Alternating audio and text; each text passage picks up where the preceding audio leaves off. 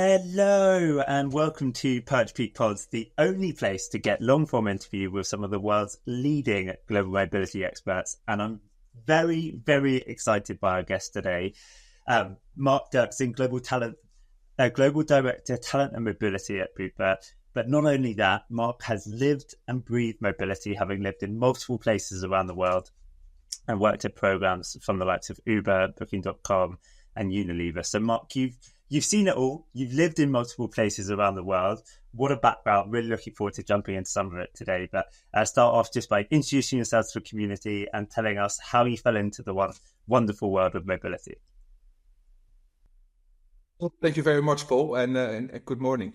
So I'm Mark Derksen, as you said, currently working for Bupa as the Director for Mobility and Talent. Which we tell more about why mobility and talent, which I think is super exciting. How I got into the world of mobility, I was sort of poached at uni by PwC, and they told us about this wonderful world of expats and how you could advise them and what they were doing. And before I know it, I was crunching tax returns for 7 years. And then I thought, I would like to see more of the other side of the table. I joined Unilever. That was my first move to South Africa, outside of the Netherlands. That was amazing. Moved to London, back to the Netherlands, and now the last 2 years already in Barcelona, Spain. Wow! What a career! And we didn't really mention, but you also had a spell at Getir and the fast growing delivery startup, and you touched on there. You sort of worked in programs that have traditionally rolled up into rewards, just traditional aim of mobility. Now you have a very strong talent, and I know some of the other programs you've worked with.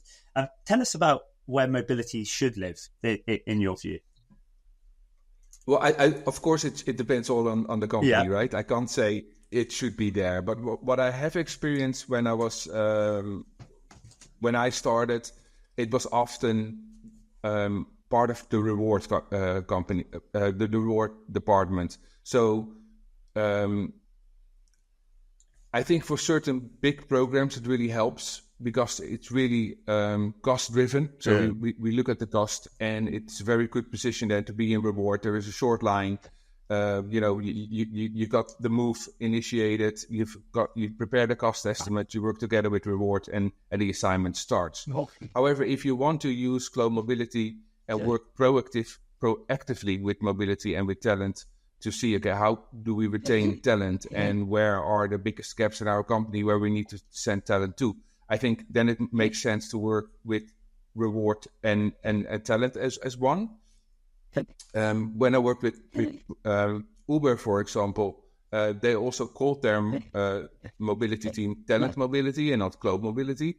There was much more focus on in-house, so not international mobility. It could become, I'm interested to work on a project on finance, for example, and then I'm part of HR. Can I do that? That was an exciting match to see. And Bupa decided at the beginning this year to get because there's not so much mobility going on, and they want to use it more because also our CEO believes in international movement and sharing and sharing best practices, let's say it like that. So they moved the mobility team into the talent department. So now the head of mobility reports into me, and next to it, I also have a talent team. Nice. And although I'm only 3 months in the job, I can already see this mix of different skill sets working together and creating a much more proactive mobility team that thinks along with the talent team, that thinks on succession plans. Who do we have to have in place in certain areas? So nice. That's why it's so epic, and it's like let's dig into to some of the nitty gritty then. So whether this be Uber, Getir, wherever it might be, what are some of the things that you can be a bit more proactive about, or are easier to be proactive about when you sort of have that slightly more talent lens than just a reward? Yeah, I think with reward, in the talent space, there is quicker this conversation before someone is seen as an assignee. You discuss the career of a person. And when you discuss a career, then suddenly mobility can be a tool to enhance that career. So it started at a different level, which make it therefore more proactive. And I think, and then again, it will differ on a lot of companies, but on the reward, it can be often that the move only hits your deck until all the things before are already discussed, which makes it a bit more proactive, because then it's, okay, we already decided Mr. So-and-so is going on from assignment from A to X. Can you help us with that? And that's different than you have this discussion on people, and then suddenly it comes along like, oh, mobility can be an option, so can you help us with that as well? And then you've got a different start, you've got a different conversation. Yeah, I love that. And it's not just that reactive function of, hey, someone else has decided that this person should move, figure out the package, whatever, and then almost make it not as small as possible, but have that cost focus and sort of make sure it's like benchmarked, but to actually be thinking, how do we get people? So go ahead. Yeah, I think that, all the mobility professionals listening to that, you all have been in this position where you've got the green light to reach out to the employee and you're going to discuss, okay, you're going to have an assignment. And when you have the discussion, you think, is this a good idea? Because I'm not sure if this person is really willing to. Or, the spouse is not very happy because of all kind of personal situations. And in the example that you work with talent on a certain person to develop, then you're already taken the employee through the process and you know that this is the right person to move. Yes. And it's also easier to have the conversation with the employee during the assignment and when he or she comes back, because you've always been engaged with the employee before it became a mobility access almost, right? So I believe that I believe at least for this company, it really it looks exactly. good. And you're being very diplomatic and saying, obviously, it does vary on depend on the nothing's absolute and set in stone. But in general, I think for what I see, it does allow mobility to be more proactive.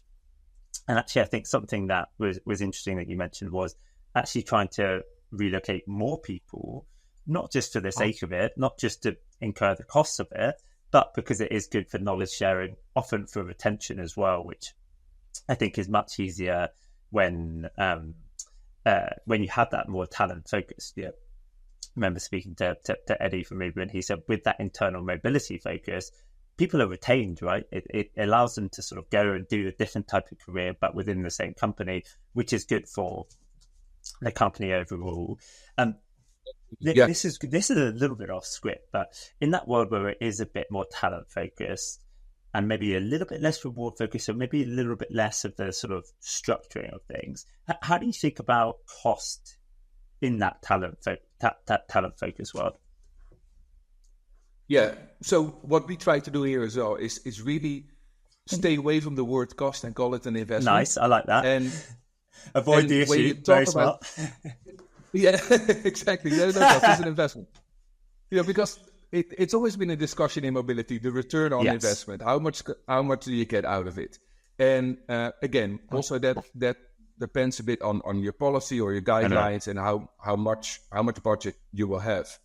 But I do think when you start talking about a career, and therefore the word investment already makes sense because you invest in that person, then you can already upfront see, okay, this is the investment that we're going to do for this person. Do you agree with that?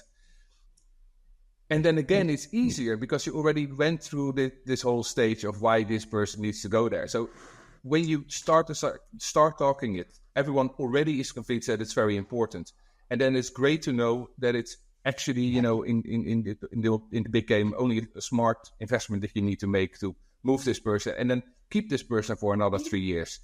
And you can, make it more official and put paragraphs in the contract where, you're going to claw back the money if the employee does or needs to stay with the company for 3 years on that. You can all decide that.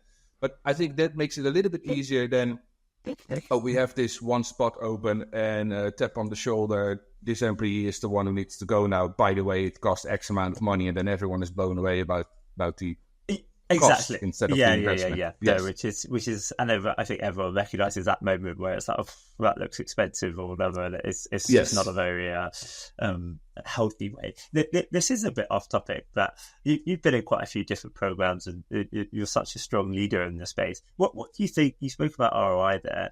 What do you think the most important metrics, whether they be like very hard metrics or softer things, to track for mobility leaders are? So again, it starts at the beginning. And that's why I am also a big fan of storytelling, because if you just want to share the data, it's needed, but it's just the data. But we talk about people and not about a number that you're moving. And when you have the story and you keep holding on to the story, because the employee is on assignment and it is coming back, and when you're a couple of years with the company, you see that cycle a couple of times, then you can often easily show, look at this employee, he or she is still here, promoted 1-2 times in the last 3-4 years. Here's your return on investment. Yeah, I love that. So throwing in the qualitative anecdotes, and I think this is something that we're always trying to do with clients, is say, look at your C-suite. Almost always, quite a few of them have moved with the company if they're going to invest. Like, just that tends to really help. And then so even further down, some of the anecdotes of like, hey, this person was retained, potentially would have churned. This person joined the company, probably wouldn't have done. Just sort of bringing to life some of the big things that would happen just to move, because it is quite hard to get the very hard quantitative data.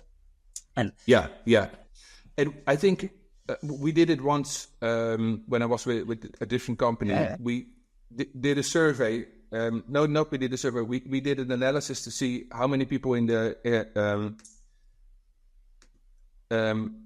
leadership team went on an assignment, and it was 90%. And and then we look back at for how long have they been to the company, and it was up to 30 years for some. Yeah. So that already shows the data that it works. They're still there. But then also when you start interviewing them on how they have experienced their assignment, because for some it was like 20 years ago, that they are so full of it, they still remember it completely, and they would recommend it to everyone starting a young career to go on an assignment, and because it's a career enhancer. That is such valuable information that you have walking around in your company that's often not used. So interview those people and tell the stories of how they experienced it. I love that. This is like so off topic and a bit of a pipe dream of mine, but it's so, because like relocating is a big part of someone's individual life, and as you say, it's such a unique moment in their life to live somewhere new. They often have, like, particularly if it goes okay, which generally it will do if they've been retained, it's such a big part that they resonate quite positively. And often when people are sort of on assignment or relocate with their role, they often become a little bit stickier to the company, because they make more friends through the company when they're somewhere new. They're sort of maybe like, not necessarily, I don't want to say working harder, but it can be sort of we often see people who are like a bit more like not committed, but they feel a bit more passion for the company when they're relocating. Yeah, absolutely.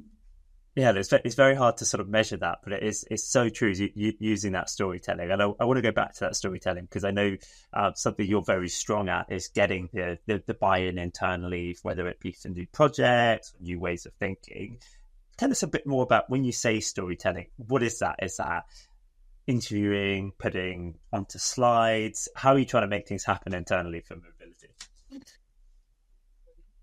Well, actually, my whole career started when I wrote a booklet called the Penguin Swap, and that was a swap program I developed for Deloitte, and it became I was reading a book by Potter, and it is Help Our Iceberg is Melting. It's about this fable where the non-mobile penguin needs to be mobile because their iceberg is melting, so they need to move along.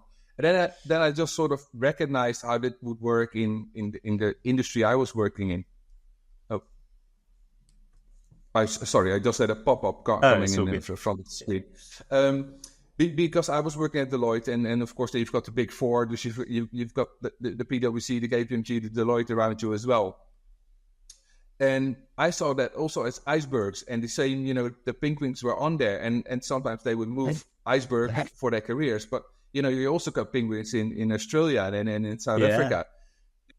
And I thought, okay, why don't we use that? And then I used this story of the penguins being able to move, and then I had, all the penguins that were partners, and they were sipping their wines in Switzerland, talking about this, and that story made it suddenly into the boardroom, and that made my manager, who I was reporting into, an HR partner, he could share, this in a sort of funny way, and everyone was talking about the stinking bird because they all had a different thought about it.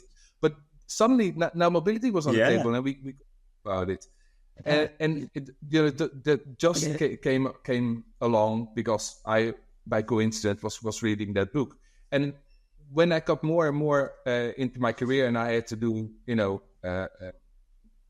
trying to get attention of the business, of doing things, I always thought about this and try to find another analogy to use. And I did it with a hot pepper with Unilever. We had this survey. It was showing bad results of the service we delivered. So it was this hot red thing above us. So we used the pepper, and how we can solve this. And all the time I figured out that those stories helped getting the attention. And then I was getting more into the storytelling. And when you then read about storytelling and what it does with your, where you've got a sender and a receiver and you tell a story, you sort of, your mind get connected, and they think along with you. And it's very different than you say, well, we've got 50% this and 20% that. And of course you can use that to help to tell the story, but especially when you can use your story from a personal experience and share about that. People are hooked. I love that. So I love that. Was not expecting you to go into penguins, but it's a great and I think just to link it back to something you said previously as well. It's like often within the mobility space, there are powerful stories of the work that people are doing, and it's before you dive into the percentages and the costs and the stats and so on, really trying to hook people is such a sort of just way to cut through. And I think actually we're quite lucky as an industry that we can tell interesting stories quite organically because of the subject matter, and that's such a powerful technique. And it's so cool to hear that started accidentally but has become a key part of your sort of toolkit for getting stuff done internally. What do you use as your source of inspiration? You mentioned that the hot pepper. Do they just come to you? How are you generating them? Actually, it was with the hot pepper. It started. I saw on LinkedIn this slogan says "Success comes in cans." And then I thought success comes in cans. And then I saw this, because Unilever had so many great products, and we had the Campbell soup. So I bought the Campbell green peas, and then I bought green peas, not leave on Campbell, and I took the label off, and I put a label on it of Unilever, Campbell, Success Comes in Cans, and put that on it. And then we had a whole brainstorming session with the team on what are now the little things in your circle of influence that you can do to solve this hot pepper. How can we get rid of the hot pepper? And then I brought this big vase to the office. We put the red pepper in, and then we started talking about what are the little ideas that can help, that we can cover this red pepper. So everyone was making little notes, and we put them in a bowl and put them in the vase, and then suddenly the pepper was covered. So then I said to everyone, now open your can, because you couldn't see what was in the can, of course. And then we all had cream peas, and I said, well, every cream piece is a great idea that you came up with to cover. So we went from red to cream. That's so fun. That's so fun. That's great. And then it was awesome. And afterwards, everyone had those cans as pen holders on their desk. Exactly. It became a real team. That's great. And actually always linking it into just not the initial storytelling, but bring the team together as well there, and having some fun in creating a magical moment. And I was watching the Netflix series the other day. It's called The Blue Zones. Yeah. And it's about all these spots in the world where people live a long and happy life. And the purpose of Bupa is to help people live a longer and happier life and healthier. And then I thought, and Bupa, their color is blue. So I'm now writing this new mobility strategy within our company called The Blue Zone. You know, I love that. We have very smart people working with us. The blue zones are not, proven to be right, but I can use it as the blue zone. We have our talent and they want to have long, happier life, and we're going to help our customers living a longer and happier life. So I love that. Our mobility strategy is now the blue zone. I love that. And just taking inspiration from your sort of everyday observations and linking it in. Yes. It gives something for people to latch onto, which when you're just trying to like get attention, not even get attention, but like get cut through amongst all the different things going on. That is such a smart strategy, and I can't wait to hear about the to hear about the Blue Zone and its success over the coming months and years. Let's talk about strategy in global mobility then. So you've worked at quite big traditional programs such as Unilever through to like much smaller startup scale ups at Getir, for example, and somewhere in between, I imagine, with the likes of Bupa and Booking. Something we hear a lot from the community is they're like, what's it like working at earlier stage companies and doing mobility there? Or what's it like working at the sort of very big sort of beasts of the mobility space? You've done it all, Mark. Tell us some of the key differences from working at different stages of programs. Yeah. There is always a layer of difficulty, with a big program. You cannot stop the bus and change everything how you see it and then move on again. You have to change the wheels on the bus while it's still driving. And with the bigger programs, of course, the chance that is happening is true. So I think it's always very important. If you want to make a change, are you going to do a hard cutoff, or will you say have a date in the future? From there on, all new assignments will go to these kind of rules. In my experience, that is the best, because if you have this transition, it's a drama, and especially when assignments are extended, and they're extended, do they not belong in the old program, in the new program? So that makes it hard. But I think therefore the tip is set a date in the future and focus on that. And in the meantime, you can go ahead with how things are. I think you can also use that time very good then to see, how much better is the new program, or is it even better? And when something's starting new, because I was just started actually with Uber, and I thought, I'm gonna stay here for a while, right? Because now I've got this talent mobility program, and we're really gonna use it. And there was a big focus on the US, on APAC and Europe. So how are we gonna solve that? But when I was working with Booking.com and when I was working with Uber, they always said, "Oh, Mark, you should have been here 20 years ago, and we were a startup, and everything needs from scratch." And then I had the opportunity with Getir. I was living in The Hague, and I saw this, purple yellow trams driving by, and everything was Getir. And then they called me saying, "Would you like to set up a mobility team?" And I thought, I have to try that once. Yeah. So that was my first setting up a mobility from scratch. And that was really cool because there was really nothing in place. So you could really think, I always did talk the talk, but now I have to walk the walk. Can I solve this? Can I build this up from nothing? And then it's literally, what's the budget? And then everyone is looking at you. Tell us, what do we need to consider? What do we want to offer our people? So you've got constantly conversations. It's, I think, super important to, and that's always the case, but build a very strong internal network within your company, because in mobility, there's always so many stakeholders to deal with, that also in the end, where you come with reward or finance, they say, well, this is the bag of money we need, that they also understand why that's the case. And then I saw it like more as building an onion instead of peeling an onion. You keep it simple as possible. So you have your flights, you've got your temporary accommodation, and then you start building out, what's needed. And so it's like the ultimate core flex. You have gaps in immigration, you start there, and then you start layering to what's needed. And you do the same with the policy. I'm not a fan of those 50 pages book on, and very, very much covered on what you cannot do and can do. You just keep it simple. So in short, that's the big difference. But what I've experienced with those companies, and also of course with my last 3 gigs, Booking, Uber, and Getir, both of all tech companies, very data driven.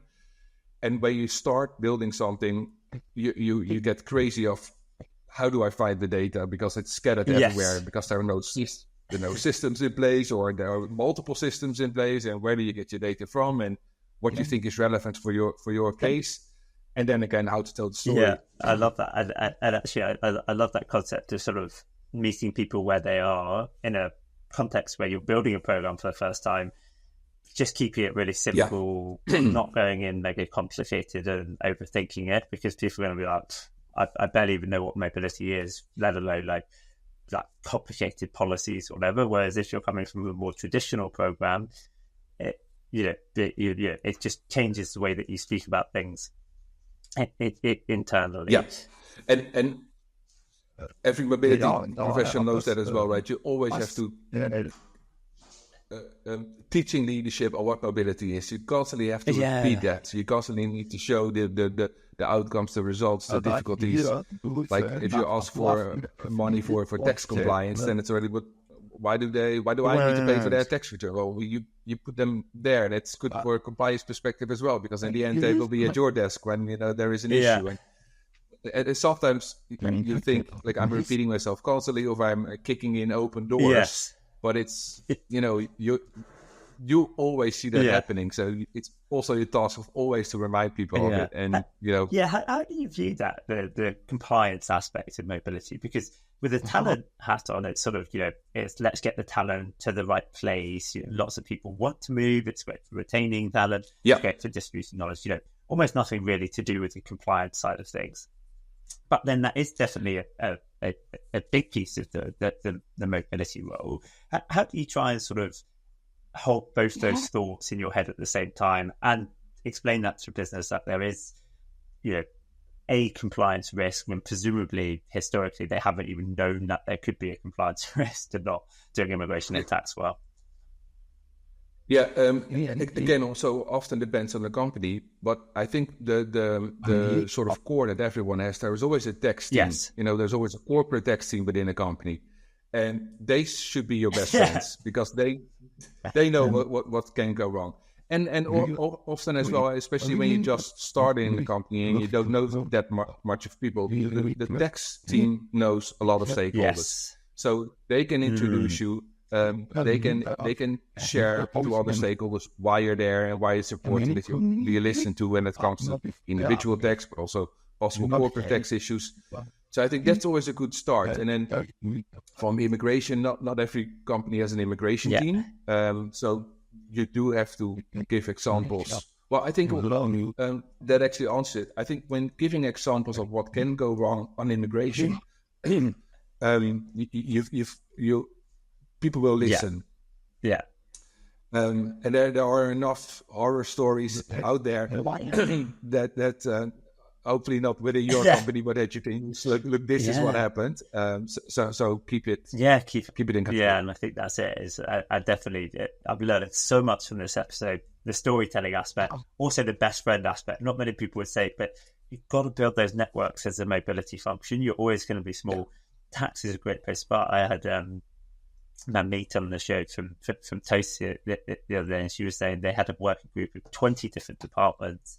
Mobility touches everyone, and when you're getting going, how do you piggyback on a team that already has that network? And taxes, as you say, they're always, it's literally their job to sit across the whole company. So such a good shout. And then borrowing some of the horror stories, because it's almost like insurance, right? It's like you might think there's a cost to compliance up front, but the cost of unwinding someone that doesn't have the correct right to work, or isn't on the right visa, or that has a big tax headache, these things take up so much time and money when they eventually sort of bubble to the surface down the line, that it is always just more affordable to be compliant from the get-go. Yeah.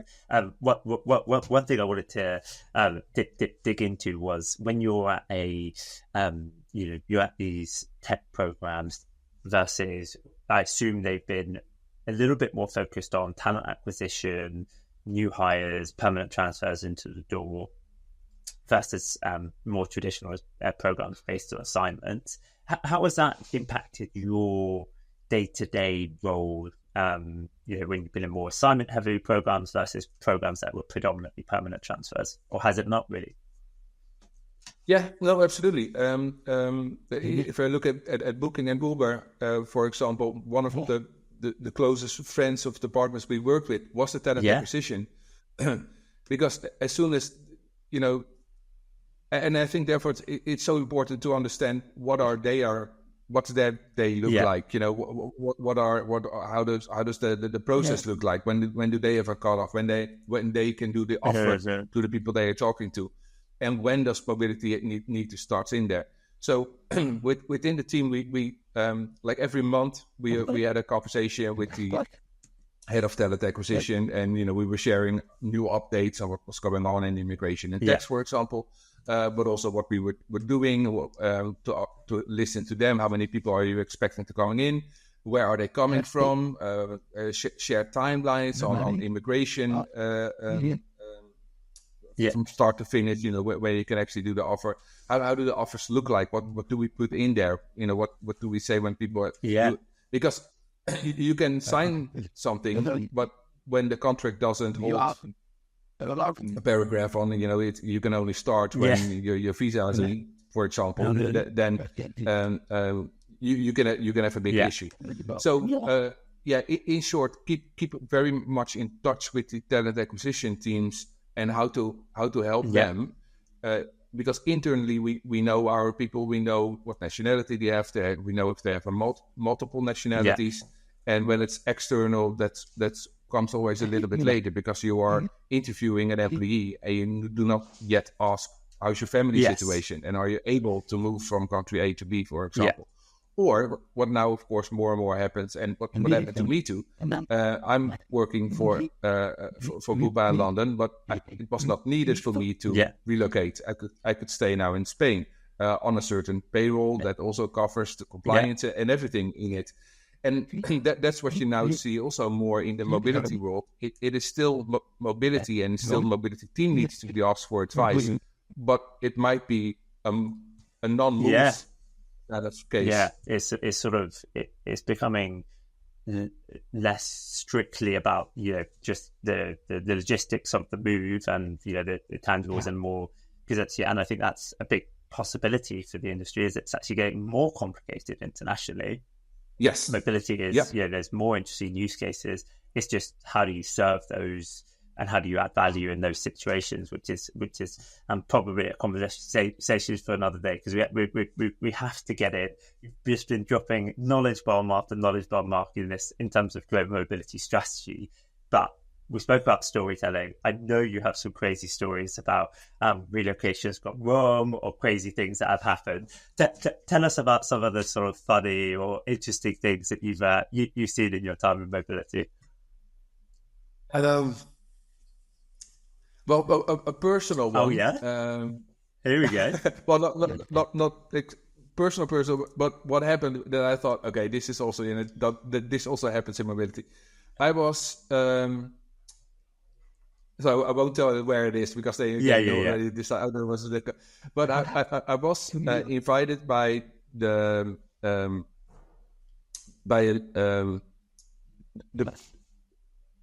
team, the person that did the relocations for us, that became a friend of mine, and I was on a party. And then on a Saturday evening at her home, her birthday party, and then she got a call, and I could see it was, I could hear that it was work related. So when she hung up, I said, "Was that someone from my company?" And she said, "Yeah." So what was it about? Now I'm not going to tell you. He said, your call on your birthday on a Saturday evening. What was that about? And this person was staying temporarily in a super deluxe hotel, and the employee was calling her that his pillow was too soft. Wow! Happy birthday! Yes. that was a signal for me, like, okay, we need to step up our game here. I'm really, you cannot do that. We also need to teach our employees on. It's not a do's and don'ts. The do's and don'ts. And maybe call the reception of the hotel. That makes more sense, right? It's like, wow. It's stuff like that. It's a silly example, but it's so staying with you forever. And I think it does just show sort of like the boundary setting sometimes, because it's hard, and we see situations like that as well, where it's like the colour on the temporary accommodation wall is maybe not quite the right flair or whatever, and you're like, it's pretty tricky. Get a call on your birthday, it is crazy sometimes. You sort of think, how has that ended up that they're calling this person about this topic? It does sound bad. I think it, and I think that's also we can maybe use that for this example. I think it's also so important from a mobility team that you also show what you do and what you not do.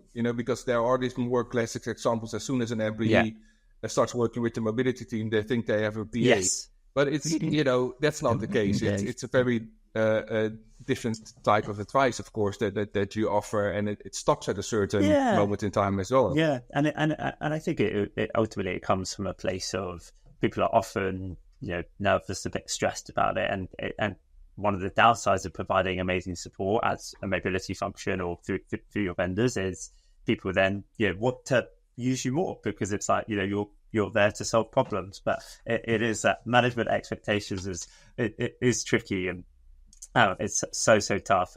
We rapidly go through time. One of the traditions we have on the pod is the previous guest leaving a question for the next guest, and this one I can't think of a better person to ask, because it's very detailed around the strategy of preparing both the company and relocating employees or assignees for cultural norms and practices in their new country.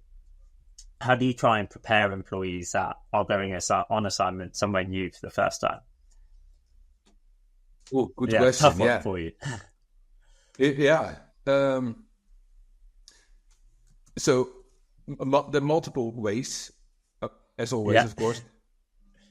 I do think that cultural training is the most underestimated service that you can offer. I had, when I moved to South Africa, me and my wife had cultural training a whole day, and that was super valuable to hear about the customs and the culture of where you're going to. And of course, we were Dutch going to South Africa, so there was a big cultural difference. So that's of course something I really think companies should consider more often to offer that.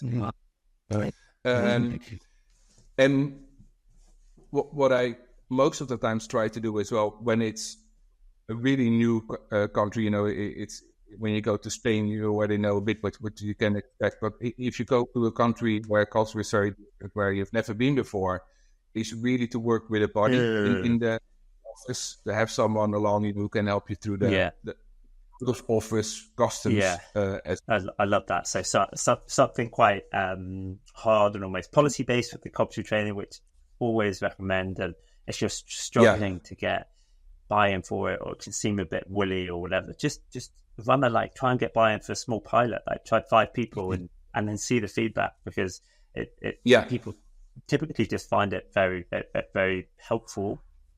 And then that assigned buddy, not leaving it to chance that people will just be nice in the office, sort of, and friendly, because most of the time people will, but actually giving someone a bit of accountability to hey, you can help make such a difference, because people respond to that. Mark, thank you so much for coming on. We could go on for hours digging into your strategies and your stories around penguins and peppers and all sorts. So thanks for coming on. It's been great learning about your tactics and strategies, and I know people would have really loved this show. So thanks so much, and great job by you. Thank you, Paul.